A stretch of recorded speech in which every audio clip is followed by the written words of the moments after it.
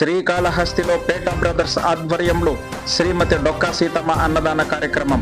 పవన్ కళ్యాణ్ ఆశయంలో భాగంగా శ్రీకాళహస్తిలో RTC bus stand circle నందు PETA brothers ఆధ్వర్యంలో 68వ వారం శ్రీమతి డొక్కా సీతమ్మ అన్నదాన కార్యక్రమం పవన్ కళ్యాణ్ ఆశయాల కృషి కోసం పనిచేసే జనసేన నాయకులు నిర్వహించడం జరిగింది.